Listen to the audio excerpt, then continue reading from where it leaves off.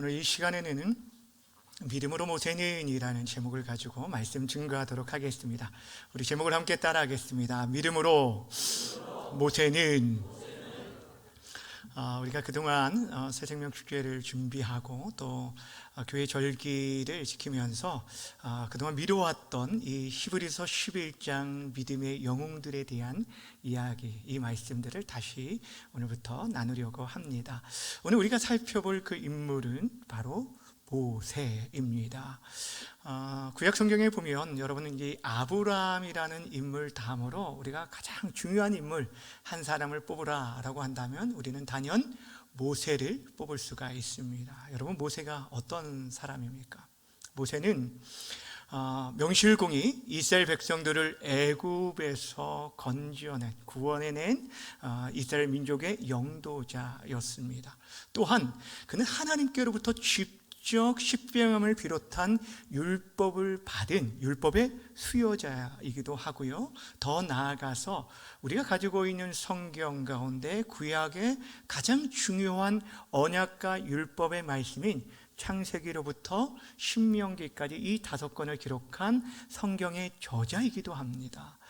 하나님께서 이 모세를 어떻게 평가하냐면 그는 하나님의 친구이며 하나님의 얼굴을 대면하여 아는 자라라고 칭찬하는 그런 위대한 사람이 바로 이 모세입니다. 다시 말하면 이 모세에 대해서 살펴볼 것이 사실 우리들이 굉장히 많이 있는데, 중요한 것은 이 모세가 그 모든 일들을 감당할 수 있는 그 중심에는 하나님께 대한 무엇이 있었기 때문이냐면 믿음이 있었기 때문이라는 거예요. 오늘 바로 우리가 이 믿음을 살펴보려고 합니다. 여러분, 믿음이라는 게 무엇입니까? 믿음이다 하면은 우리가 딱 이렇게 뭐라고 대답할 것이 너무 많아서 말하지 못할 수도 있지만, 하나님을 신뢰하는 것, 이것이 바로 믿음입니다. 그런데 성경에서 말하는 이 믿음이라는 것은 하나님을 신뢰하는 것으로 머무르지 않습니다. 그 신뢰를 바탕으로 해서 우리의 삶의 현장 속에서 결단과 선택의 행동으로 이어지고 나타나는 것, 이것이 바로 성경에서 말하는 믿음이라는 거예요. 그렇게 성경은 우리에게 계속적으로 믿음으로 결단하고 선택해야 할 것들에 대해서 요구하고 촉구하는 것을 보게 됩니다. 여러분, 구약 성경 3곳을 살펴볼 텐데, 먼저 신명기 30장 19절에 보면 이렇게 말씀하고 있어요. 내가 생명과 사망과 복과 저주를 내 앞에 두었은즉 너와 내 자손이 살기 위해서 무엇을 택하라고요? 생명을 택하라. 생명과 사망과 복과 저주가 너의 앞에 있는데 너는 생명과 복을 택하라 라고 말하고 있습니다. 여호수아가 이 여호수아서에서 자신의 유언적 메시지를 담아서 이 이스라엘 백성들에게 뭐라고 권면하냐면, 여호수아 24장에 보면 만일 여호와를 섬기는 것이 너희에게 좋지 않게 보이거든 너희 조상들이 강 저쪽에서 섬기던 신들이든지 또는 너희가 거주하는 땅에 있는 아무리 족속의 신들인지 너희가 섬길 자를 오늘 택하라. 나와 내 집은 여호와만을 섬기겠노라 라고 말을 했어요. 너희가 섬길 자를 너희가 택하라 라고 지금 촉구하고 있는 것을 보게 되어집니다. 그뿐 아닙니다. 위대한 선지자 엘리야는 당시 이스라엘 백성들이 바알과 하나님 사이에서 머뭇머뭇거리는 그 모습을 보면서 그들에게 이렇게 도전을 했습니다. 너희가 어느 때까지 둘 사이에서 머뭇머뭇하느냐? 여호와가 만일 하나님이면 그를 따르고 바알이 만일 하나님이면 그를 따를지라. 여러분, 믿음은요, 결국에 우리에게 무엇을 말하면 선택을, 결단을 요구하고 있다는 거예요. 하나님을 섬기겠다라는 것은 하나님을 신뢰하면 그분만을 내가 섬기기로 결단하고 그의 길을 따라가는 것, 이것이 바로 믿음의 삶이라는 거예요. 오늘 소개하고 있는 이 모세가 그런 삶을 살았다는 거예요. 자, 그렇다면 오늘 본문을 통해서 히브리서 기자가 우리에게 가르쳐주고 있는 모세의 믿음이 어떠한 믿음이었는지 크게 2가지를 살펴볼 텐데, 첫 번째, 이 모세의 믿음은 거절할 것을 거절할 줄 아는 믿음이었다라는 것입니다. 한마디로 말하면 거절하는 믿음이 그에게 있었다는 거예요. 여러분, 당시 모세에게는 2가지 정체성이 있었습니다. 첫 번째는 태어나면서부터 가지고 있었던 히브리 민족이라는 정체성이었어요. 이거는 뭐 바꿀 수 없죠. 히브리 민족, 당시는 애굽의 노예였던 정체성이었습니다. 그런데 또 하나가 무엇이냐면 그거 완전 극도로 대조되어지는 정체성이었는데, 애굽의 바로 왕의 공주가 그를 건져냄으로 말미암아, 나일강에서 건져내고 그를 양자로 삼음으로 말미암아 그의 정체성이 하루아침에 뭘로 바뀌었냐면 애굽 왕조의 정체성으로 바뀌게 되었다는 거예요. 그로 인해서 그는 40년 동안 애굽의 최고의 왕실 교육을 받았어요. 사도행전 보면 그를 가리켜서 뭐라고 소개하냐면 그는 애굽의 모든 죄를 익힘으로 말미암아 말과 모든 일에 능하였다라고 소개하면서 그가 얼마나 탁월한 리더로 세워졌는지를 바라고 있어요. 그런데 그와 동시에 그는 어려서부터 그의 친어머니이며 유모였던 요게벳을 통해서 자신이 누구인지, 그의 정체성, 히브리 민족, 자신의 민족이 어떤 민족이며 그들이 섬기고 있는 하나님, 여호와 하나님이 누구신지에 대해서 그는 어려서부터 계속적으로 들어왔다라는 거예요. 그런데 여러분, 이 두 가지 애굽의 정체성과 하나님 나라의 가치는 함께할 수 없는 그런 정체성이었어요. 그러니까 장성한 후에 이 두 가지가 공존할 수 없다는 것을 깨닫고 한 가지 정체성을 버리고 하나를 붙들고 살기를 결단하게 되는데, 무엇을 거절하고 무엇을 버렸냐면 바로 애굽 왕 바로의 공주의 아들이라는 그 정체성을 버렸다는 것입니다. 오늘 24절이 그것을 말씀해 주고 있어요. 24절 함께 읽겠습니다. 시작. 믿음으로 모세는 장성하여 바로의 공주의 아들이라 칭함받기를 거절하고, 무엇을 거절했다고요? 바로의 공주의 아들이라 칭함받는 것을 거절했다라는 것입니다. 여러분, 우리가 생각할 때 공주의 아들이 뭐 그렇게 대단한 위치라고 생각할 수 있을지 모르지만 당시의 상황은 전혀 아니었습니다. 여러분, 유대 역사학자인 요세푸스의 말에 의하면 당시 애굽 바로 왕에게는 아들들이 없이 오직 딸 하나만 있었어요. 그러니까 이 공주는 무남 동녀였습니다. 근데 이 공주도 결혼했는데 자녀가 없는 가운데 있었는데 그가 양자로 삼은 자가 한 사람이 있었어요. 누구예요? 바로 모세였습니다. 그러니까 여러분, 지금 당시에 전 세계 패권을 장악하고 있는 이 애굽이라는 나라, 그 나라의 무남동녀 공주의 양자였다는 그 사실 자체만으로 그는 가지고 있는 부, 명예, 권세, 인기, 그 모든 것들을 다 누릴 수 있었던 그런 위치고 자리였다는 거예요. 그런데 바로 이 모세가 그 모든 것들을 스스로 그 모든 것들을 다 버렸다는 거예요. 거절하고 거부했다는 거예요. 이게 바로 이 모세의 믿음이었습니다. 사랑하는 여러분, 그것이 여러분 쉬운 일처럼 보이나요? 여러분, 우리가 그런 높은 자리에 올라가 보지 못했기 때문에 그것을 내려놓는다는 것이 얼마나 어려운지를 알지 못하지만 그것이 결코 쉬운 일이 아니에요. 여러분, 죄송하지만 우리가요, 잃을 것이 없으면, 가진 것이 없으면 그것들을 포기하는 것 그렇게 어렵지 않습니다. 예를 들어서 10만 원의 수입이 있는 사람이 1만 원 11주 하는 것, 이것도 귀한 일이지만 그렇게 어려운 일이 아닙니다.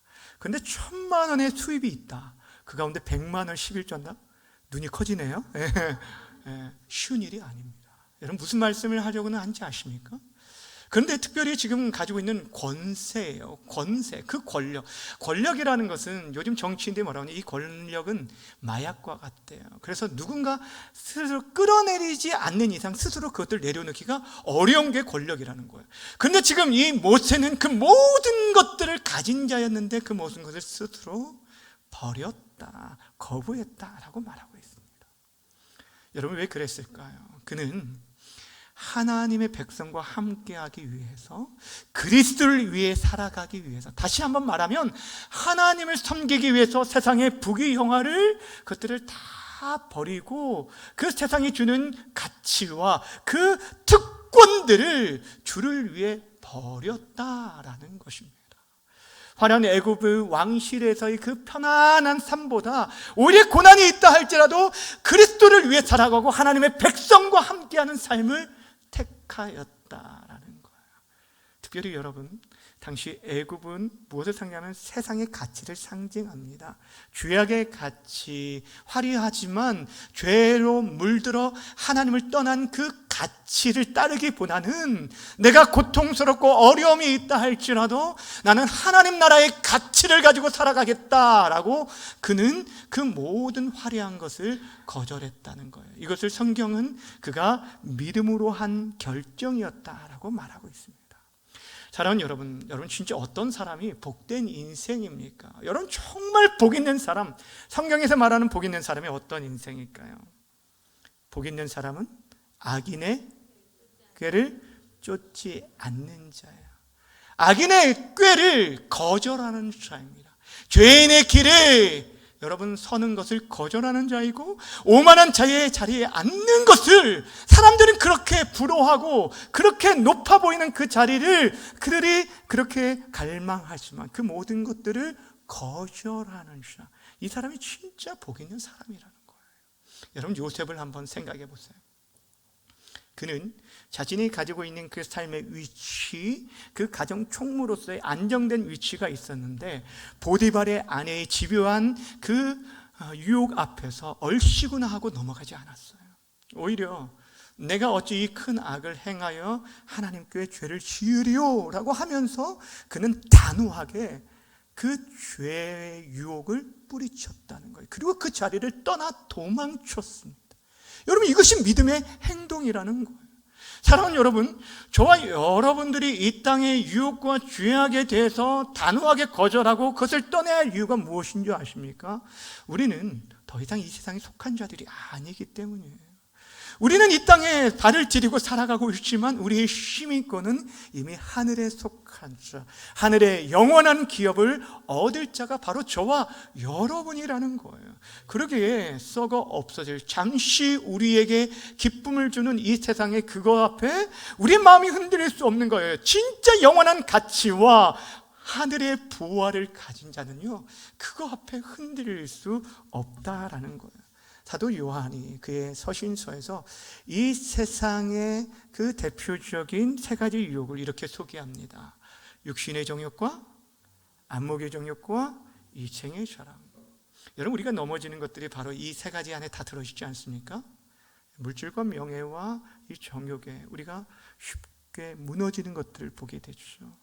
그런데 사도 바울이 뭐라고 말하냐면 이것들을 사랑하지 말라는 거예요.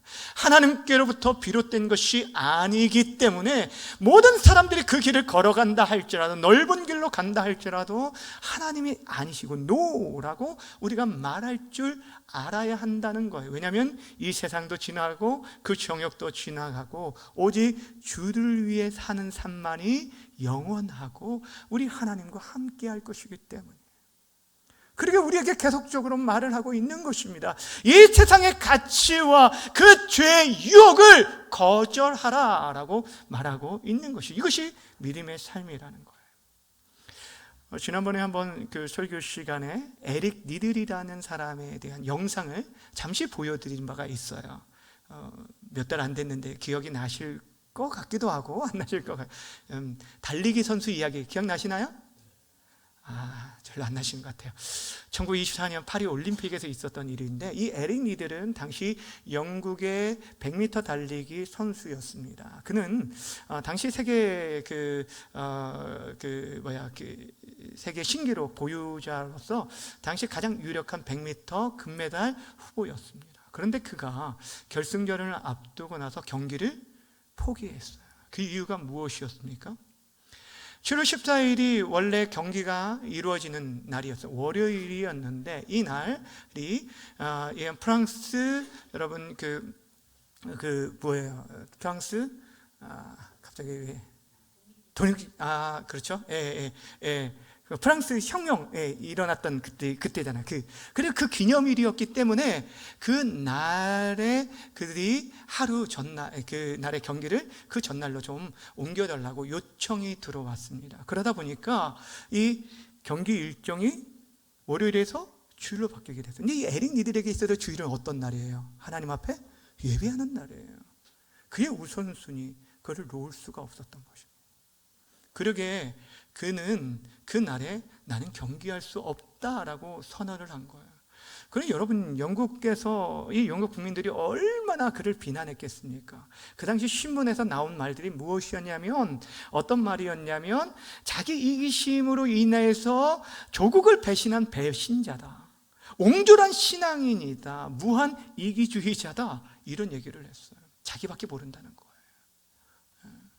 그런데도 불구하고 그 수모와 그 비난받을 것을 각오하고, 무엇보다 자신의 금메달을, 그런 확실시 되어지는 그 금메달을 거절하고 포기하였다는 거예요. 그리고 믿음을 지키고 예배를 드렸어요.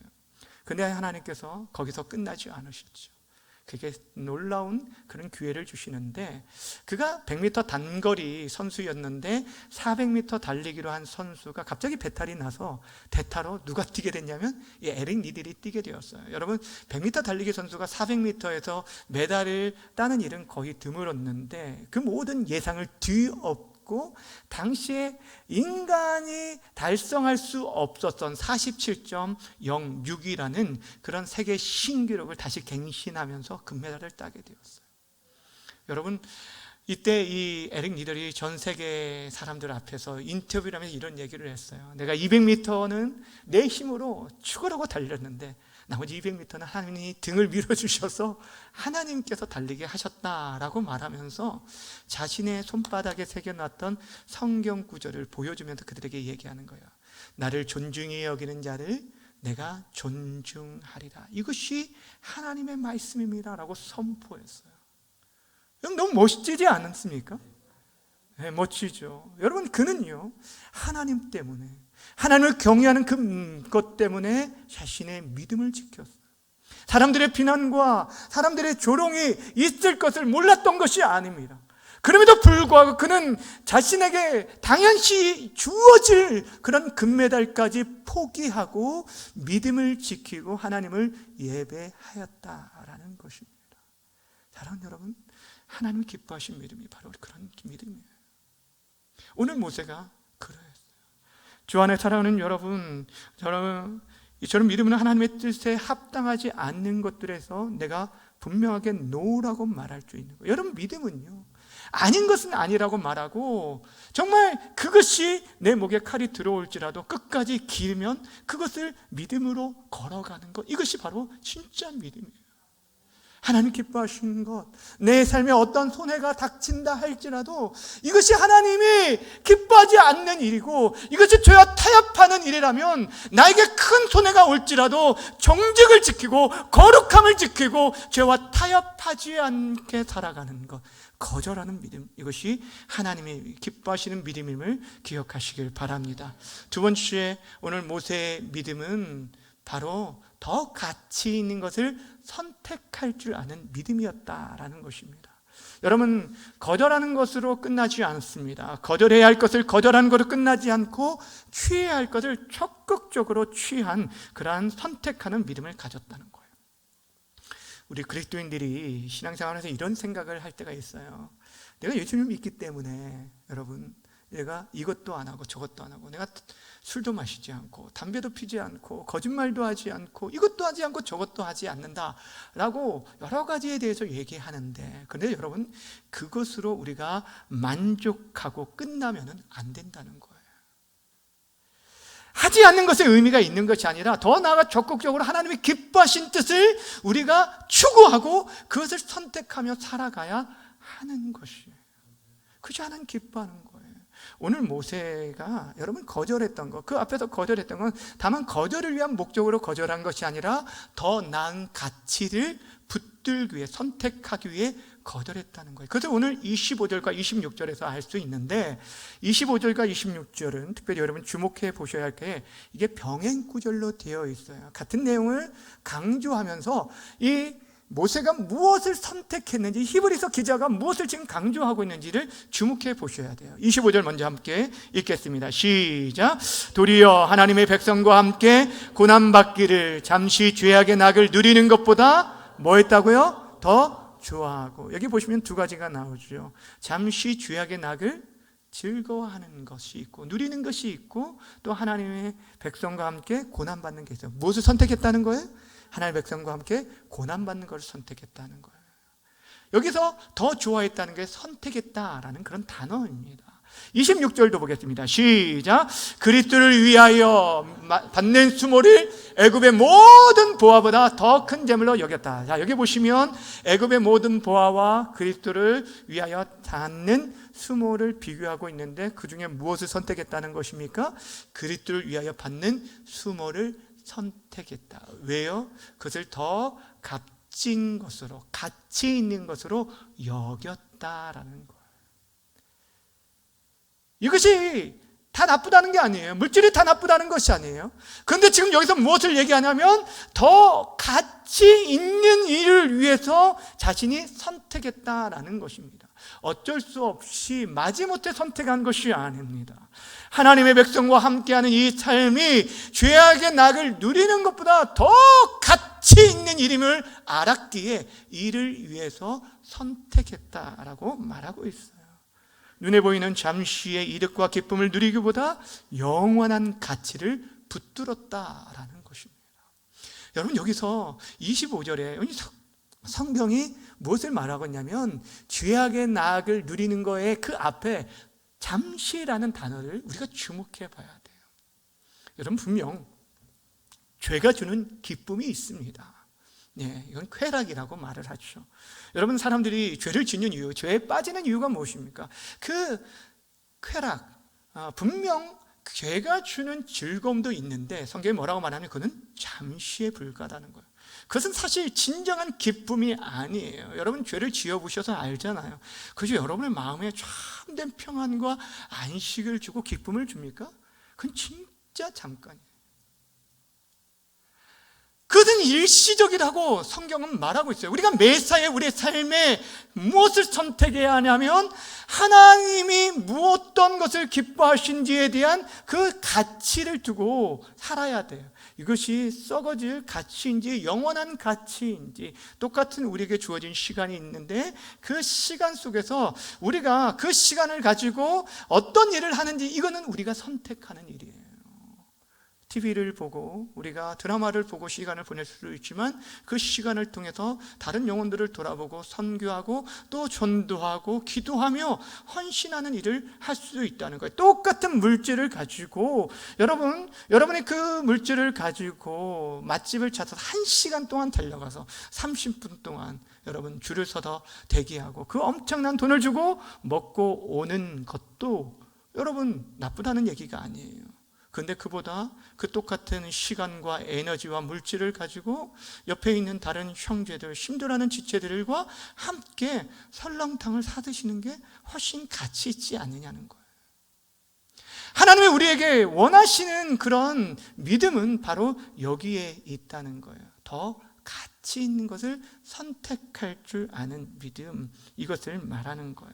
여러분, 앞에서 살펴봤던 이 에릭 니들이 그의 인생 속에 또다시 귀한 선택을 하는 것을 보게 되는데, 그가 올림픽에서 금메달을 땄을 때 그는 일약 이 영국의 스타가 되었을 뿐 아니라 전 세계 스타가 되었어요. 그때의 육상 선수로서의 황금기를 누렸을 텐데 그때의 나이가 22살의 젊은 나이예요. 그러니까 여러분은 생각해 보세요.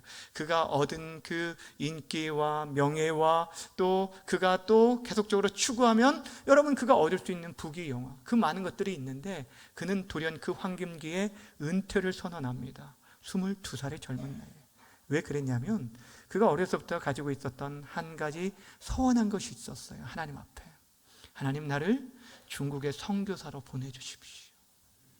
그리고 그 서원을 이행하기 위해서 그는 그 22살에 그에게 주어진 그 모든 명예와 부와 그 모든 것들을 다 내려놓고 여러분 그는 중국으로 떠나게 되었어요. 그러면서 이런 얘기를 했어요. 22년 동안 나를 위해 살았는데 이제는 정말 주님을 위해 살고 싶습니다. 그러면서 당시에 중국에서도 사람들이 주목하지 않은 굉장히 시골 마을인 텐진이라는 곳에 가서 20년 동안 선교 사역을 감당을 했어요.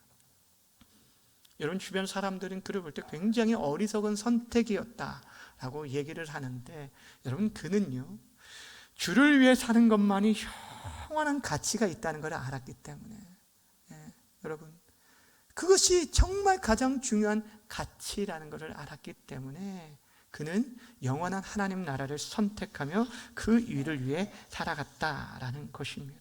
그렇다면 여러분, 우리는 어떻게 주를 위해서 살아갈 수 있을까요? 여러분, 무엇이 주를 위하여 사는 삶일까요? 여러분, 우리가 생각할 때 주를 위해 살아간다라고 한다면 굉장히 크고 대단한 일들을 생각하는데, 오늘 26절의 말씀을 통해서 우리가 어떻게 살아가는 것이 주를 위해 살아가는 삶인지를 우리가 좀 배울 수가 있는데, 26절의 말씀에 보면 우리가 주목해야 할 말씀이 있어요. 모세가 선택한 이 고난의 삶을 성경이 뭐라고 말하고 있냐면 그리스도를 위하여 받는 수모라라고 소개하고 있어요. 누구를 위해서요? 그리스도를 위해서. 여러분, 엄밀히 말하면 지금 모세는 그리스도를 본 적이 없습니다. 그리스도가 이후에 정말 여러분 오실 분이, 장래에 오실 분이잖아요. 그런데도 불구하고 본문이 왜 그렇게 지금 말하고 있느냐라는 것을, 그 안에 내포하고 있는 이유가 무엇이냐는 거예요. 앞에서 말한 것처럼 25절과 26절은 병행 구절이라고 말했어요. 똑같은 사실이지만 그것들을 강조하고 우리에게 교훈을 주기 위해서 말씀해주고 있는데, 25절에 나오는 고난이라는 단어를 26절에는 수모라는 단어로 바꿔주고 있고, 25절에서 더 좋아했다는 단어는 26절에서 큰 재물로 여겼다고 말하고 있고, 25절에서 하나님의 백성을 위하여 받는 고난을 26절에서는 그리스도를 위하여 받는 수모라고 표현하고 있다는 거예요. 무슨 말씀을 하고 있냐면, 하나님의 백성을 위해 살아가는 삶이 누구를 위해 사는 삶이라는 거예요? 그리스도를 위해 사는 삶이다라고 말해주고 있는 거예요. 여러분, 우리가 주를 위해 사는 삶이라는 것은 다른 것이 아닙니다. 크고 위대한 일을 행해야만 우리가 주를 위해 살았다라고 말하는 게 아니라는 거예요.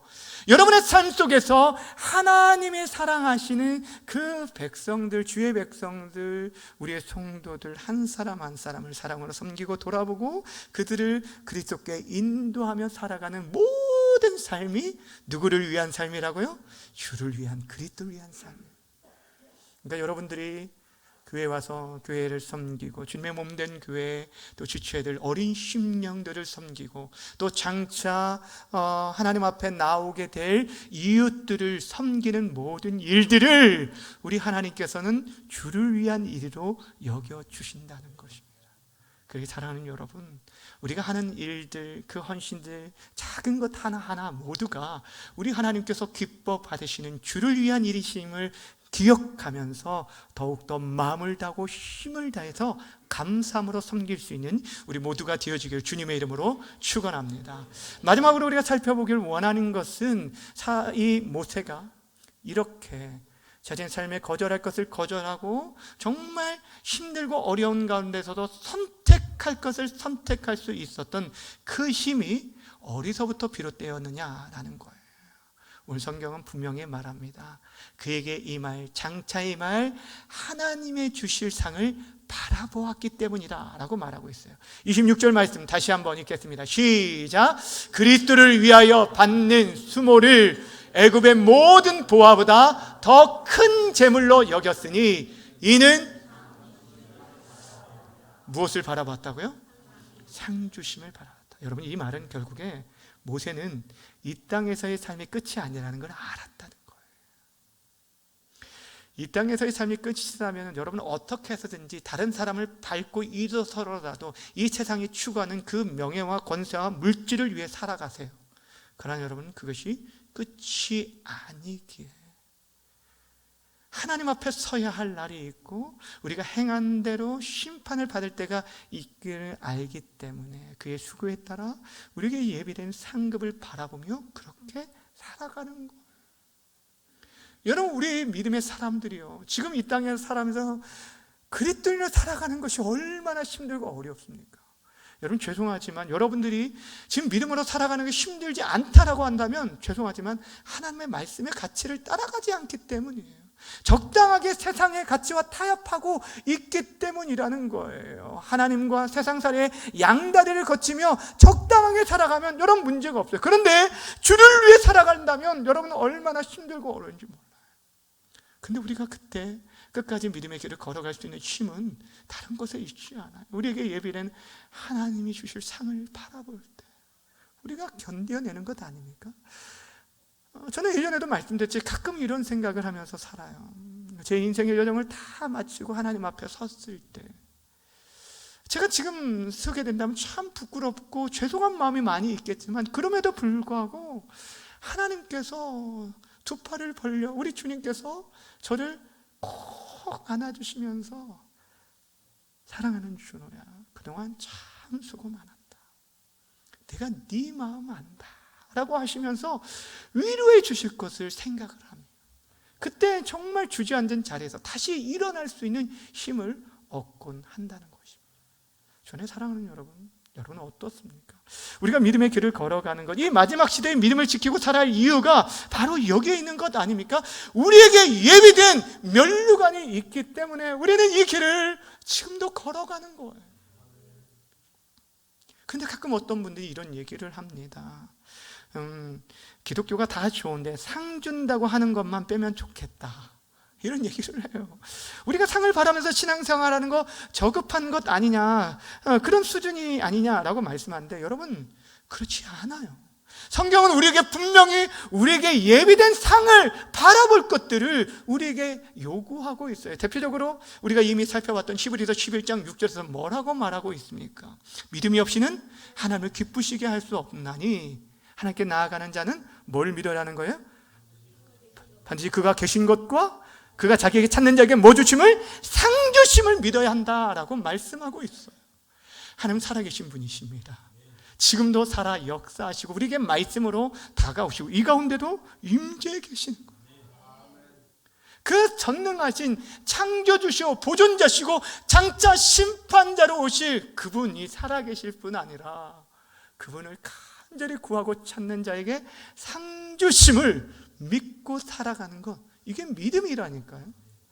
우리 예수님께서도 요한계시록에서 뭐라고 말씀하셨습니까? 내가 죽도록 충성하라, 그리하면 내가 생명의 관을 내게 주리라. 할렐루야. 이거 바라보고 나가는 거 아닙니까? 그래서 사도 베드로는 뭐라고 말하냐면 휘둘지 않는 영광의 관을 받았을 날들을 바라본다고 얘기했고, 사도 바울 또한 나의 부르심의 상을 얻기 위하여 표대를 향해 달려간다라고 말한 거예요. 우리에게 주어질 그 상을 바라보고 사는 것, 그것이 바로 믿음입니다. 사랑하는 여러분, 여러분이 지금 주를 위해서 살아가는 것, 때는 남몰래 흘려야 할 고난이 있습니다. 눈물이 있어요. 아픔이 있어요. 남편에게, 아내에게도 말하지 못하는 그런 아픔들도 있고요. 자녀들이 이해하지 못하는 그런 어려움들도 있습니다. 교회를 섬기는 것 참 쉽지가 않습니다. 애매한 고난을 당하기도 하고 내 자존심까지 다 내려놓아야 할 때가 있다라는 것입니다. 여러분, 그럼에도 불구하고 여러분 그 일들이 여러분의 헌신과 수고와 희생으로 끝나지 않는다는 거예요. 사도 바울이 로마서 8장에서 분명히 얘기합니다. 생각한데 현재의 고난은 장차 나타날 무엇과 비교할 수 없다고요? 영광과 비교할 수 없다. 여러분, 하늘의 영광을 우리가 조금이라도 맛볼 수만 있다면, 그 영광을 우리가 생각할 수 있다면, 여러분 이 잠시 세상이 주는 낙에 우리 마음과 생각 빼앗길 수 없어요. 거짓과 타협할 수 없고 조금의 유익을 위해서 여러분 내가 잘못된 세상에 그 욕심에 빠지지 않아요. 우리 남성들, 여러분 불륜과 죄악들, 음행에 빠질 수 없어요. 무엇을 바라보면 우리 안에 예수로 충만하고 보배 되신 예수님으로 가득하며 단호히 그것들을 거절하고 거룩함을 선택하며 살아가시기를 바랍니다. 우리에게 주어질 상을 바라볼 때 우리가 그렇게 살아갈 수 있다는 거예요. 주안에 사랑하는 여러분, 우리의 삶은 어찌면 매 순간 거절과 이 선택의 기로에서 살아가는 삶인 것을 보게 됩니다. 여러분, 무엇을 거절하고 있고 무엇을 선택하고 있습니까? 정말 내가 붙잡아야 할 걸 붙잡지 않고 거절해야 할 걸, 세상의 것들을 아직까지도 붙들고 있지는 않은지, 내 자존심과 욕심, 이것들로 인해서 때로는 교회 공동체와 우리의 사랑하는 가족들과 우리의 이웃들의 마음을 상처를 주고 있지는 않은지, 내가 손해를 보고 내 자존심이 짓밟힌다 할지라도 사랑하는 여러분, 하나님이 기뻐하지 않는 일이라면 여러분은 과감히 버리실 수 있으시길 바랍니다. 또한 내가 아무리 큰 손해를 본다 할지라도 하나님의 뜻이고 하나님의 나라의 가치라면 여러분 그것들을 붙들고 선택하며 살아가시기를 바랍니다. 여러분, 세상의 이 가치나 세상의 방식과 이 세상을 따라가기보다는 하나님 나라의 가치, 영원한 가치를 붙들고 사시기를 바랍니다. 모두가 걸어가는 넓은 길이 아니라요, 여러분 다들 이렇게 살아가는데, 아니 저 장로님도 저 목사도 저렇게 살아가는데 라고 얘기하지 마시고 우리 주님께서 걸어가셨던 그 길이 있잖아요. 진리의 길이기에 십자가의 길이라도 좁은 길로 걸어가실 수 있기를 바랍니다. 잠시 주는 이 세상의 낙을 누리기보다 영원한 하나님 나라의 영광을 맛본 자로서 하나님 나라와 의를 선택하며 살아갈 수 있기를 바라고, 무엇보다 우리가 주를 위해 살아가는 것이 크고 위대한 일이 아니라 우리 주변에 있는 작은 지체 한 사람 한 사람 섬기는 것이, 저들을 위해 하는 것이, 소자를 위해 한 일이 나를 위해 한 일이라고 말씀하신 것을 기억하면서 그렇게 섬김으로 말미암아 정말 이름도 없이 빛도 없이 그렇게 감사함으로 섬기다가 주님 앞에 섰을 때, 잘했다, 착하고 충성된 종아, 우리가 정말 그렇게 인정받고 칭찬받고 면류관 쓰게 되는 우리 중앙교회 모든 성도님들 다 되어주시기를 주님의 이름으로 간절히 축원합니다. 아멘. 우리 함께 찬양하고 기도하기를 원합니다. 우리가 앞에서 불렀던 찬양 94장의 찬양인데요, 여러분, 주 예수보다 귀한 것은 없네. 이 찬양을 사실 참 하기가 너무 힘들어요. 이 세상의 명예보다 부귀보다 그 어떤 자랑보다 예수님을 붙들겠다라고 얘기하는데, 예수님이 내 안에 가득하지 않으면 여러분 이 고백을 정말 할 수가 없어요. 사도 바울이 자신이 가지고 있었던 그 많은 그 기득권들을 내가 배설물처럼 버린다라고 말했던 것은 예수 그리스도를 아는 지식이 가장 고상함을 알았기 때문이에요. 여러분, 정말 영원한 보배 되신, 보화 되신 그 예수님이 여러분 안에 계십니까? 그 예수님을 붙들고 그 예수님보다 내가 다른 것들을 붙들지 않겠습니다. 예수님 한 분만으로 충분합니다. 그런 고백을 가지고 주님과 함께 살아가는 믿음의 사람들 되기 원합니다. 우리 함께 우리 1절만 찬양하도록 하겠습니다. 주 예수보다 더 귀한 것 없습니다. 주 예수보다 더 귀한 것은 없네. 이 세상 부귀와 바꿀 수 영주를 내대신 영주를 내대신 돌아가신 그 놀라운 사랑이지. 세상 즐거움 다 버리고 세상 즐거움 다 버리고 세상 자랑 다 버렸네. 주 예수보다 귀한 것 없습니다. 주 예수보다 더 귀한 것은 없네. 예수. 우리 다시 한번 1절로 다시 한번 고백하며 나아갑시다. 주 예수보다 더 귀한 것 없습니다. 주 예수보다 더 귀한 것은 없네. 이 세상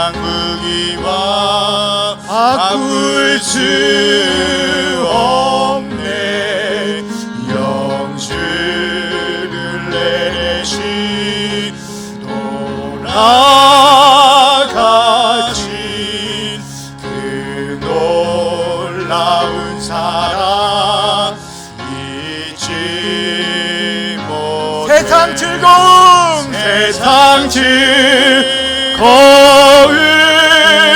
다